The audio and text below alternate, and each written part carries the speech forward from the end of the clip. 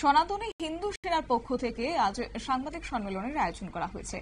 Agartala press ক্লাবে এই সাংবাদিক সম্মেলনের আয়োজন করে সংগঠন। মূলত অগাস্টের 2 তারিখ 2025-এ তাদের 1 বছর পূর্তি, আর সেই উপলক্ষে প্রতিষ্ঠা দিবসকে সামনে রেখে মুক্তধারা অডিটোরিয়ামে আয়োজন করা হচ্ছে। তা নিয়ে আগাম সাংবাদিক সম্মেলন তারা করেছেন এবং বিস্তারিত তথ্য তুলে ধরেছেন সংগঠনের সভাপতি তাপস মজুমদার। কি বললেন তিনি, শুনুন।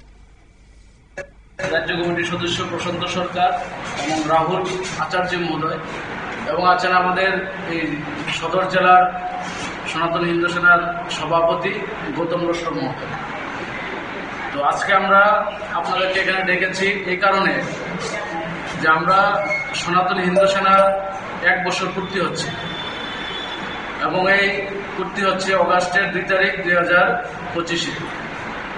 আমরা 2024-এ অগাস্টের 2 তারিখ কাঁঠালতলিতে ছোট্ট একটা কার্যালয়ের মাধ্যমে আমরা আমাদের সনাতনী হিন্দু সেনার কাজ আমরা শুরু করেছিলাম এবং ওই দিনই প্রতিষ্ঠা লাভ করেছিল সনাতনী হিন্দু সেনা। এবং এটা একটা অরাজনৈতিক এবং ধার্মিক সংগঠন।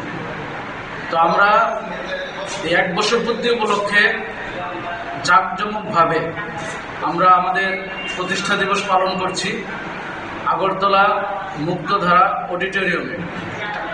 এবং ওই দিন আমরা 147 জন যারা দিব্যাঙ্গ আছে তাদেরকে আমরা তাদের ব্যবহার করার মতো কিছু জিনিসপত্র আমরা প্রদান করব, যেমন মোটর রিক্সা, হুইল চেয়ার, কানের মেশিন, কোমরের বেল্ট, পায়ের বেল্ট, ঘাড়ের বেল্ট, চশমা, মোবাইল, এরকম ধরনের যে জিনিসগুলি যারা দিব্যাঙ্গ আছে তাদের প্রয়োজনীয়, তাদের জন্য আমরা আমাদের প্রতিষ্ঠা দিবসে আমরা তাদেরকে এগুলি আমরা বিনামূল্যে আমরা বিতরণ করব। আপনারা শুনলেন সংগঠনের সভাপতির বক্তব্য।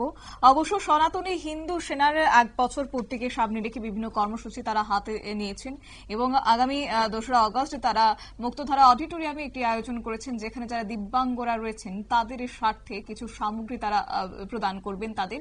এবং আজকের এই সাংবাদিক সম্মেলনে সংগঠনের সভাপতি সহ অন্যান্য নেতৃত্ববৃন্দরা উপস্থিত ছিলেন। নিয়ে নিচ্ছি ছোট্ট একটি বিজ্ঞাপন বিরতি, সঙ্গে থাকুন।